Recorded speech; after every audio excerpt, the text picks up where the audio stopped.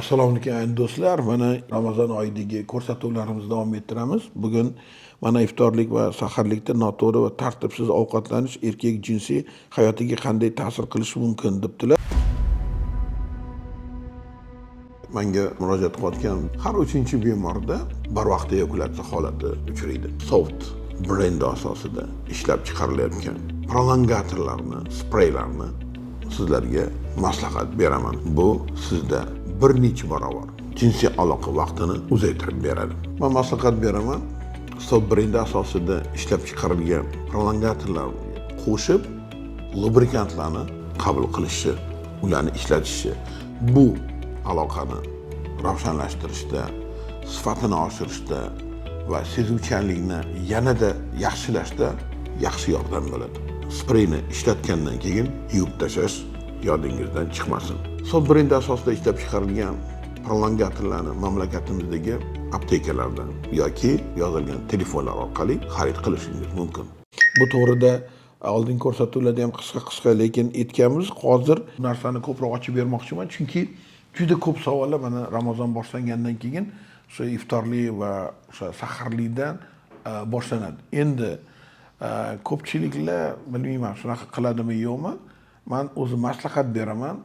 Ertalab turgandan keyin ko'proq suv ichilsa, qancha ko'p suv ichilsa, shunchalik yaxshi bo'ladi va bitta ikkita qaynatilgan tuxum juda yaxshi bo'ladi. Keta deyiladi. Buni bizning tilda keta diyeta deyiladi. Qaynatilgan tuxumni iste'mol qilishni maslahat beraman, suv bilan birlashib.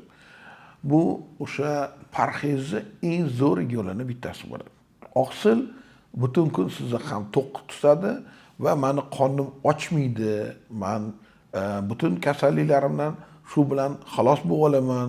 Bergan Ramazon oyini menga Alloh shuning uchun berdi deb shu harakat qilinsa, ertalab duo qilganda ham shu kasallarimdan meni forig' qilgan, menga oson qilgan Xudo Ramazonimni deb shu saharlik qilinsa yaxshi bo'ladi. Iftorda bitta xurmo yoki bir qoshiq nisholda, bitta uzum, ya'ni shirin narsa bilan og'iz ochish kerak. Og'iz ochilgandan keyin suv ichish kerak. Suv ichasiz, suv ichib bo'lganingizdan keyin bir 4 minut, 5 minut o'tgandan keyin iloji bo'lsa shu paytda borib shom o'qib kelsangiz ham yaxshi bo'ladi. Chunki bizanikilar qonni ochib ketgandan keyin ozgina tamada qilib olishadi, keyin turishadi namoz o'qiganda. Lekin mana shu ozgina suv ichib bo'lgandan keyin borib namoz o'qilsa, bu yengilroq bo'ladi sizga, ham oshqozondagi o'sha shilimshiqlarni olib ketadi.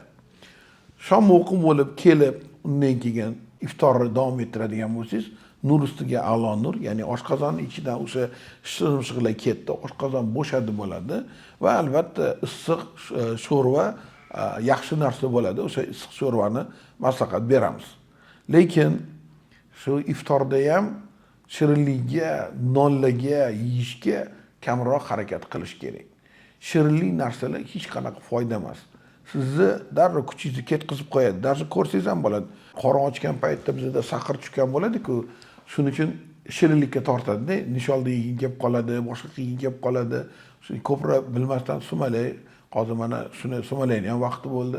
Sumalay yoki nisholdagi berilib ketib qoladi, ko'p shirinlik yeb qo'yadi. Undan keyin unda nima boshlanadi? Erinchoqlik boshlanadi.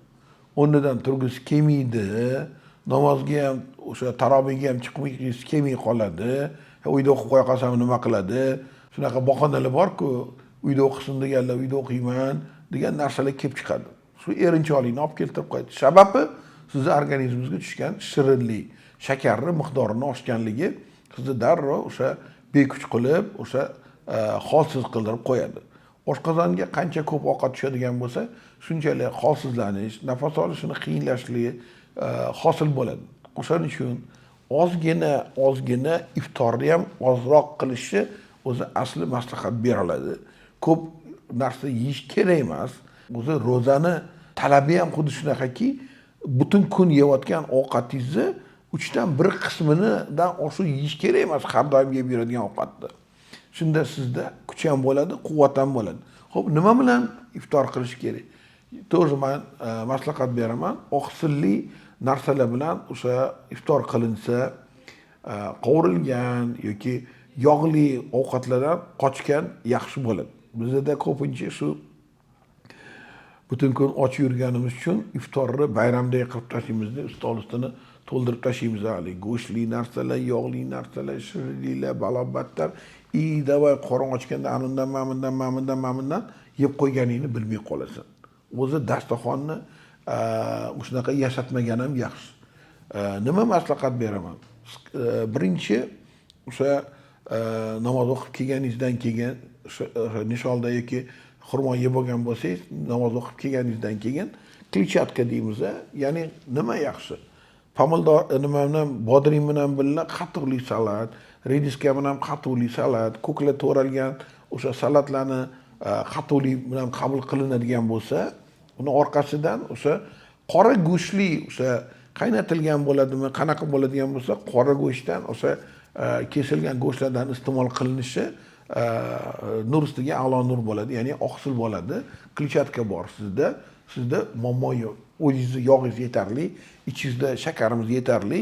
O'sha yog'ni kam iste'mol qilganimizga, shakar tashqaridan yemaganimizga yog'imizni ichidan o'sha organizm uglevodlarni o'zi tortib oladi va o'sha sizdagi bo'lgan yog'ni miqdori ham kamayadi, quvvatingiz oshaveradi. Qanchalik yog' organizmingizdan ketadigan bo'lsa, shunchalik sizda kuch paydo bo'ladi. O'sha ovqatni hammasini qismida olib qaraydigan bo'lsak, bir kosadan oshmasligi kerak. O'sha salatingiz bilan birga yeydigan narsalaringiz ham hajm shu. Undan ko'payib ketadigan bo'lsa, sizda holsizlik, kuch yo'q bo'lib qolishi, erinchoqlik holati paydo bo'lib qoladi. O'sha erinchoq bo'lib qolganda bilasizmi, ovqat yegandan keyin ko'plik yotib olgisi keladi, yonboshlab olgisi keladi, oyog'ini cho'zilib qoladi. Bizda o'sha aytadi, ovqat yeb yotmagin deb aytamiz har doim. Chunki sizni ana o'sha sahar ko'tarilgani hisobiga shunaqa shayton yotqizib dam oldiradigan haligi erinchoqlik holatiga olib kelib qo'ygan bo'ladi. Agar shu narsalarni xohlamaydigan bo'lsangiz, demak sabr, o'sha hamma narsa sabr.